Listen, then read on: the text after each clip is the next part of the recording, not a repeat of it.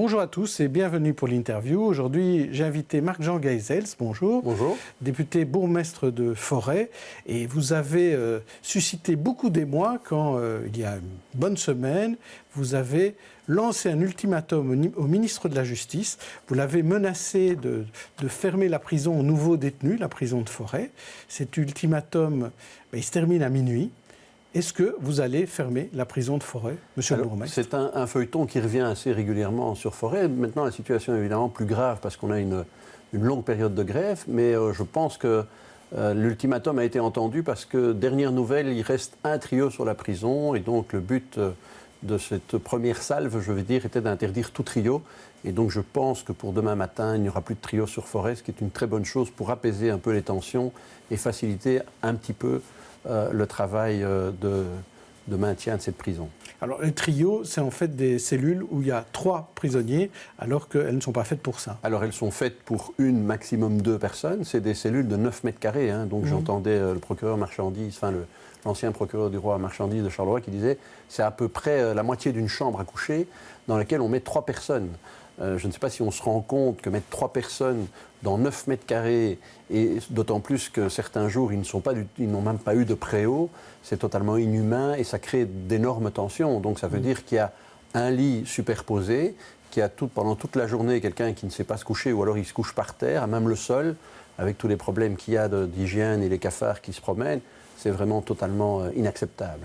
Mais pour revenir sur votre ultimatum, c'était en fait une lettre que vous adressiez au ministre de la Justice. Quelques jours plus tard, vous avez écrit aussi au Premier ministre, lui demandant de prendre les choses en main. Est-ce que vous avez eu des réponses à ces 2 lettres ? Alors, aucune réponse. Si, il y a quand même eu un accusé de réception automatique généré par le mail de M. Koen-Gains. Donc voilà, ça fonctionne quand même bien. Du Premier ministre, absolument rien. Mais lui, je l'appelais surtout à l'aide. J'essayais d'attirer son attention sur la gravité de la situation à Forêt.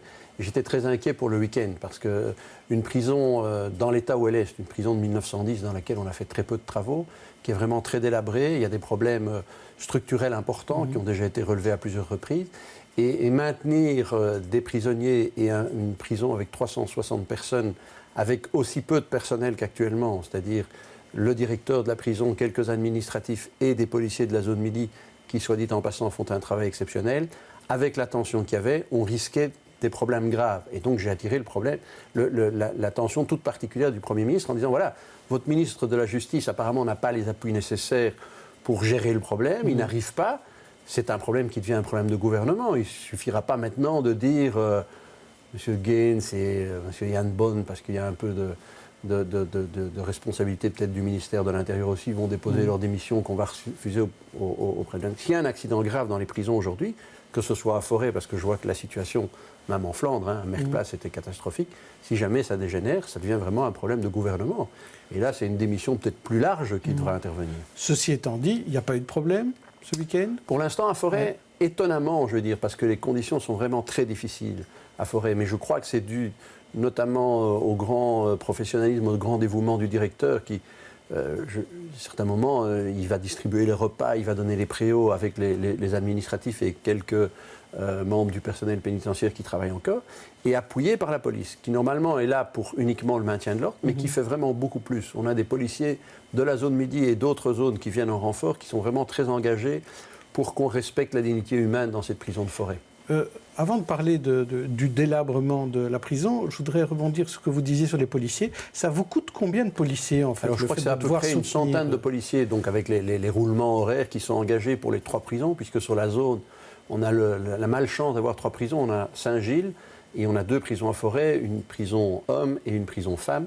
Et donc ça fait à peu près un roulement de 25 policiers qui montent. Donc il y a par exemple des inspecteurs de quartier, et on sait combien la proximité et l'inspecteur de quartier est important. Je le rappelle à chaque fois, vous connaissez mon attachement aux polices communales et en tout cas aux zones de police. Eh bien, il arrive que des inspecteurs de quartier doivent passer leur nuit en prison. Et le lendemain, ils ne sont pas sur le terrain. Donc c'est vraiment au détriment de la population. Et là, je voudrais quand même attirer l'attention des gens sur le leurre qui est celui que de ce gouvernement fédéral qui, dans un sens, dit on fait plus pour la sécurité des citoyens, on investit dans les forces de police, et on voit exactement le contraire sur le terrain. On a un désinvestissement complet, on a de moins en moins de policiers sur le terrain parce qu'il y a des tas de problèmes qui ne sont pas gérés ou qui sont mal gérés et qui entraînent un détournement de la fonction première de policier. D'ailleurs, les syndicats de police sont, à juste titre, à mon avis, extrêmement tendus aussi sur la situation et sur le travail qu'on fait faire aux policiers. Marc-Jean Geisel, est-ce que vous êtes député socialiste, les socialistes sont dans l'opposition fédérale, est-ce que votre détermination n'est pas un peu expliquée par cette position dans l'opposition fédérale? Écoutez, là je pense, quand je vois l'ensemble des interviews, un observateur objectif, même si j'ai évidemment une couleur politique. Aujourd'hui, je dois assurer une situation extrêmement difficile pour ma commune. Mon voisin, le bourgmestre de Saint-Gilles, a les mêmes difficultés. Il est socialiste aussi. On entend tous les professionnels de la justice, que ce soit les magistrats. Les services de police ont écrit aussi, sauf erreur de ma part, au président de la commission, au président du Parlement, pour dire « Attendez, on vit une situation extrêmement difficile. Est-ce que les unités spéciales qui doivent intervenir dans le maintien de l'ordre, comme ils l'ont fait à Merkplaat, c'est les mêmes unités spéciales qui sont intervenues en matière de terrorisme. Mais ces gens sont totalement débordés, épuisés. Il y a des demandes de mutation. Ça ne va évidemment pas. Il faut quand même aujourd'hui... Donc ce n'est pas politique, c'est ça que vous dites là. Vos plaintes ne sont pas politiques. Toutes les déclarations qu'un politique fait sont par nature politiques. Mais c'est aussi simplement le bon sens. Hein. On regarde au quotidien ce qui se passe. Les gens de la rue, quand même, se rendent compte qu'il y a quelque chose qui ne va pas et qu'on prend des mesures comme ça à l'emporte-pièce. En fait, on a un gouvernement de comptables. C'est un délégué syndical qui m'expliquait ça et il a tout à fait raison. On est arrivé à la prison de Forêt, on a dit il faut faire 10% d'économie. Mais ça ne se décrète pas comme ça. Il y a l'humain, il faut gérer l'humain aujourd'hui.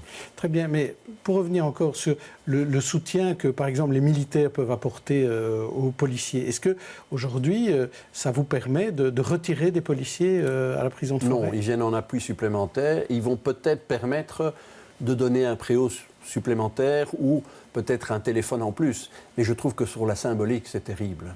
C'est terrible parce qu'on fait intervenir l'armée un peu comme pour casser une grève. C'est un peu... Il y avait un directeur de prison qui l'exprimait d'ailleurs, on se croirait en Corée du Nord, et c'est vrai que c'est un peu le sentiment. Est-ce qu'on ne pouvait pas faire intervenir la protection civile, puisque c'est une tâche essentiellement humanitaire? Est-ce qu'il fallait donner ce symbole fort de faire intervenir l'armée?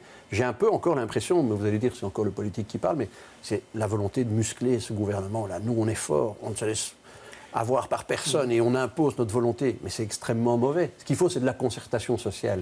Alors, pour l'état de la prison, le délabrement de la prison, déjà en 2012, on disait que cette prison, c'était inhumain pour les détenus. Donc ça date depuis des décennies, l'état de Forêt. Est-ce que vous aviez dit que vous vouliez visiter la prison, notamment la faire visiter aussi par le Premier ministre? Qu'en est-il? Est-ce que vous avez visité? Est-ce que vous allez évaluer l'état de la prison? Je la visite, je ne vais pas dire régulièrement, mais j'y vais au moins 3-4 fois par an. Il faut savoir, on n'a peut-être pas suffisamment attiré l'attention là-dessus, mais parce qu'il y a des choses qui se règlent, on ne médiatise pas de tout. Il y a une aile qui est fermée, qui est l'LD, qui a été fermée notamment pour des raisons d'insalubrité, de problèmes de stabilité, etc. Et donc on a un peu dégraissé. Il y a aujourd'hui 360 détenus, on vient de près de 600. Il y a un an ou un an et demi. Ouais. Donc l'arrêté a déjà porté ses fruits. Il y a un travail quotidien qui se fait. Il y en a 360 alors qu'il devrait y en avoir 288. Oui, exact.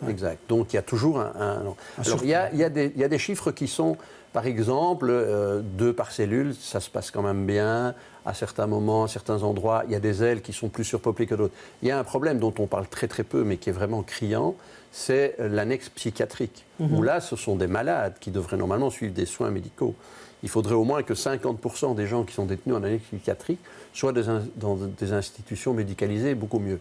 Donc tout ça est géré aussi grâce aux agents pénitentiaires qui font beaucoup de choses. C'est votre responsabilité de bourgmestre, si un bâtiment s'effondre ou est délabré, de le fermer. Vous avez fermé une aile, vous l'avez dit. Est-ce que vous allez fermer d'autres ailes de la prison de Forêt? Donc je crois que pour l'instant, c'est impensable de visiter cette prison avec des ingénieurs en stabilité, des architectes.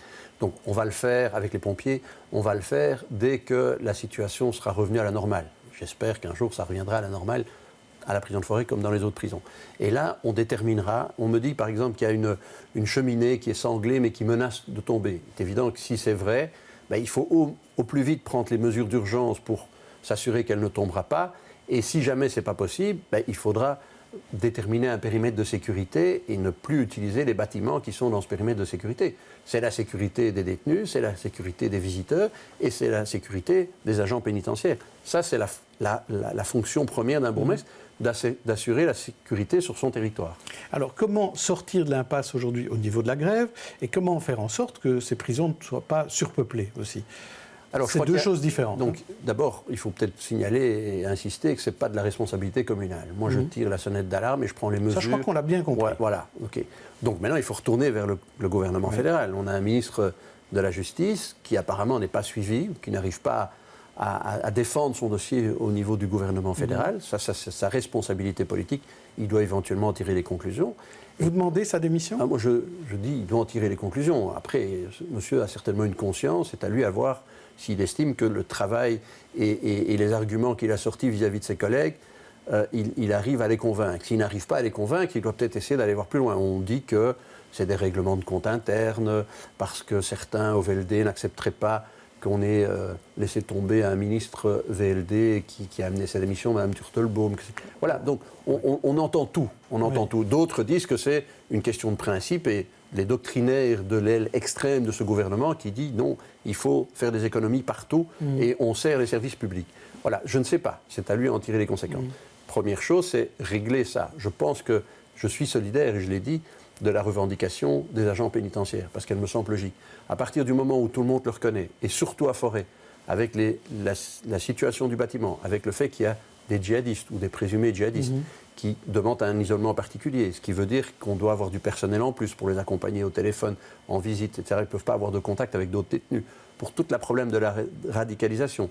À partir du moment où tout le monde admet qu'il y a un déficit de personnel, on ne va évidemment pas vers le personnel en disant oui, mais non seulement il y a un déficit, mais on va encore réduire de 10%. Ça n'a aucun sens, évidemment. Donc moi, ce que je lui demande au ministre de la Justice et au gouvernement, c'est de simplement le bon sens. C'est de dire, voilà, on reste à la situation de 2014 et on essaye de combler les cadres. Il faut accepter aujourd'hui que dans toute une série de domaines, en matière sociale, il ne faut pas désinvestir, il faut investir plus. Il faut aller chercher l'argent. Je crois que vous avez déjà eu un invité, qui est Michel Claes, ou quand vous discutez avec des magistrats du parquet financier, il faut aller chercher l'argent là où il se trouve, dans la grande fraude fiscale, mais pas dans les matières sociales. Est-ce que la prison de Harren peut être une solution à la surpopulation? Ce sera certainement une solution à la surpopulation, mais voilà. Elle n'est pas là, cette prison. Elle n'est pas là, il faudra peut-être encore du temps. Et puis alors, il y a tout le débat aussi sur le fait que quand il y a plus de places en prison, peut-être que certains magistrats ont tendance à plus facilement mettre en détention préventive. Il y a peut-être une gestion à faire. Est-ce que tout le monde doit automatiquement passer par la case prison? Quand quelqu'un passe par la case prison pour un petit larcin et qu'après il est radicalisé ou pris dans un système avec du plus grand banditisme ou de la plus grande délinquance, c'est certainement pas une bonne chose. Donc voilà, c'est toute la politique de traitement de la délinquance qui doit être pensée. Terminons avec une nouvelle peut-être un peu plus positive. Oui. C'est un marché bio qui va s'installer à partir de cet après-midi. C'est pas uniquement bio. Donc, donc ce qu'on a voulu faire, c'est animer plus la place Saint-Denis. Et on a vu avec un peu ce qui se passait dans les autres communes qu'il y avait, je dirais, une lucarne d'ouverture pour un marché supplémentaire l'après-midi, puisque les marchés de l'après-midi attirent, semble-t-il, plus de monde. Et donc aujourd'hui, premier marché des mardis de Forêt, à partir de 14h30, inauguration à 17h, comme ça vous allez tout savoir. Le Cirque Powell s'est installé sur la place Saint-Denis jusqu'au 22 mai. Eh bien, il y aura une petite animation du Cirque Powell. Et l'idée, c'est de faire un marché un peu comme à Saint-Gilles ou à Ixelles, des marchés un peu bobos, c'est ça? Et alors, d'essayer aussi d'attirer les nafteurs qui ne font que passer par notre ville et qui ne s'y arrêtent pas suffisamment souvent pour découvrir les richesses de la place Saint-Denis, des alentours, de l'abbaye de Forêt, et puis aussi pour essayer que tous les forestois reviennent plus vers le centre et découvrent aussi les secteurs Horeca du centre, les magasins, le centre de Forêt, vous voulez dire. Le centre de Forêt, oui. Merci Marc, Jean Geisels. Demain, un autre invité pour l'interview.